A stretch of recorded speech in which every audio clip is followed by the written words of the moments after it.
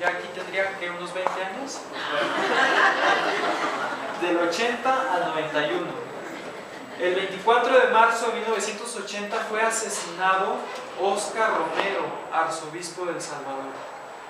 El 24 de marzo de 1980. En el 79 fue Puebla. Al año siguiente fue asesinado Romero. Fue por eso cuando dijo el Papa Juan Pablo II, lo dejamos solo, lo dejé solo. ¿Óscar Romero qué? ¿Perdón? Óscar Arnulfo Romero, no sé qué. Sí. Murió mientras celebraba misa por un francotirador militar bajo las órdenes del mayor Roberto de Abuición. Es uno de los 10 mártires del siglo XX, el cardenal Romero. ¿En qué fecha dijiste? El 24 de marzo de 1980, no hace mucho. De hecho, aquí en Guadalajara fue asesinado el cardenal Posadas Ocampo en el 92, o en el 93, más o menos por ahí. Bueno, 13 años después, acá en Guadalajara. También fruto de la opresión que se estaba viviendo en México por mentiras del gobierno y todo eso. Ustedes saben que en esa fecha fue cuando se hizo el cambio de la moneda, de que le quitaron los 3 ceros al peso. Y el cardenal Posadas Ocampo estaba en contra de esto y sabían muchas cosas que el gobierno estaba manejando bajita el agua, y entonces fue este mismo el que lo mandó matar. Entonces murió mientras celebraba misa por un francotirador. Y todo el pueblo de El Salvador y muchas personas de Latinoamérica, antes de que la iglesia lo canonizara, porque de hecho todavía no es santo, apenas es beato ahora con el Papa Francisco, pero ellos ya lo tienen como San Romero de América. San Romero de América. Dice, en mayo de 1980, el asesinato fue en marzo y ahora en mayo, la campaña electoral del futuro presidente Ronald Reagan de Estados Unidos, no sé si ustedes escriben, Ronald Reagan de Estados Unidos, elaboró el llamado Documento de Santa Fe I, en el que por primera vez se incluyó a la teología de la liberación como objetivo a ser combatido. Al presidente no le convenía también que la teología de la liberación cruzara las fronteras a Estados Unidos. Entonces lo vio como objetivo para ser combatido. ¿Qué documento, perdón? El documento de Santa Fe I. Luego dice, me imagino que va a estar en inglés. El papel de la Iglesia en América Latina es vital para el concepto de libertad política. Lamentablemente las fuerzas marxistas y lenistas, dice este documento de Santa Fe I, han utilizado a la Iglesia como arma política contra la propiedad privada y el sistema capitalista de producción. Esto dice el documento de Santa Fe I. El papel de la Iglesia en América Latina es vital para el concepto de libertad política. Lamentablemente, las fuerzas marxistas y lenistas han utilizado a la Iglesia como arma política contra la propiedad privada y el sistema capitalista de producción. Que Estados Unidos es como el principal exponente del capitalismo, ¿verdad? La tierra de los libres, así le dicen a Estados Unidos. Lo dice en 1980 también, en octubre, se gana el Premio Nobel de la Paz, se le da a Adolfo Pérez Esquivel, un religioso protestante. Se le da el Premio Nobel de la Paz, muy bien merecido también. En 1980 se conformó la Articulación Ecuménica Latinoamericana de Pastoral Indígena, la AELAPI, Articulación Ecuménica Latinoamericana de Pastoral Indígena, que como su nombre lo dice, ahí estaba integrada las iglesias protestantes de estos lados y también la iglesia católica. Trabajaban en conjunto, pues, por la pastoral indígena.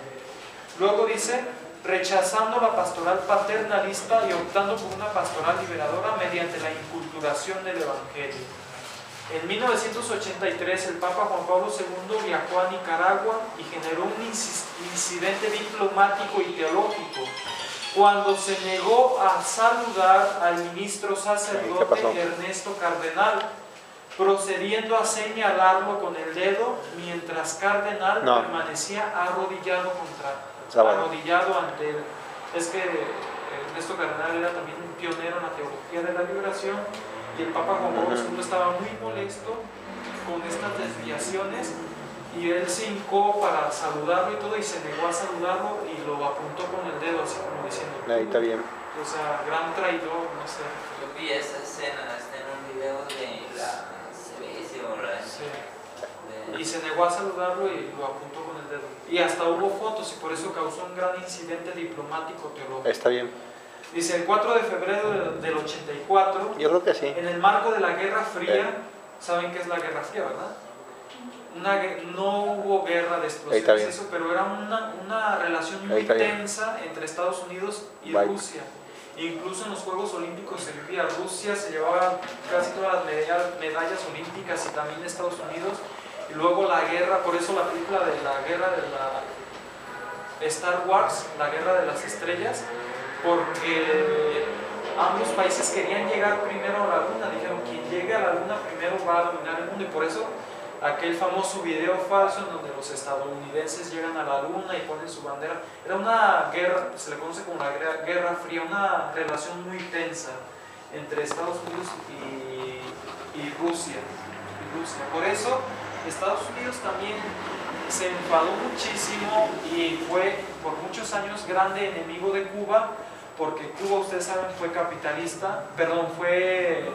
socialista por influencia de Rusia, y Rusia puso unos misiles en Cuba y esos misiles estaban apuntando hacia Estados Unidos, hacia su distrito federal, su Washington DC, y cuando Estados Unidos se entera, bueno, pues así le fue a Cuba también, pero Cuba estaba defendida por Rusia, entonces pues Cuba no le molestó tanto. Lo bonito también está la guerra fría en Estados Unidos, ¿no? Partidos contra sí, el otro. sí, también. Bueno, dicen, 4 de febrero de 1984, en el marco de la Guerra Fría, el Papa Juan Pablo II suspendió a divinis del ejercicio del sacerdocio a los sacerdotes Ernesto Cardenal, Fernando Cardenal, que era hermano de Ernesto Cardenal, Miguel de Escoto y Edgar Parrales, debido a su adscripción a la teología de la liberación. 30 años después, el 4 de agosto de 2014, el Papa Francisco desautorizó ese castigo y lo derogó, es decir, los instauró ya dentro de la iglesia. ¿A quiénes se llama? A Ernesto Cardenal, Fernando Cardenal, Miguel de Escoto y Edgar Parrales.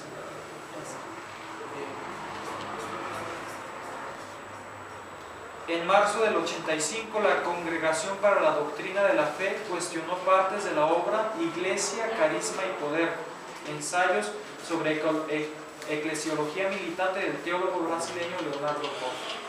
Se le expulsó de su cátedra, de sus cargos en las revistas Voces y Eclesiástica Brasileira, y se le impuso la obligación de permanecer en silencio obsequioso, es decir, como obsequianos tu silencio, no sigas hablando. Ese fue el castigo a Leonardo Boff. Se le expulsó de su cátedra porque era maestro en universidades, se le expulsó como director de estas revistas mencionadas, Voces y Eclesiástica Brasileira, y se le impuso la obligación de permanecer en silencio obsequioso.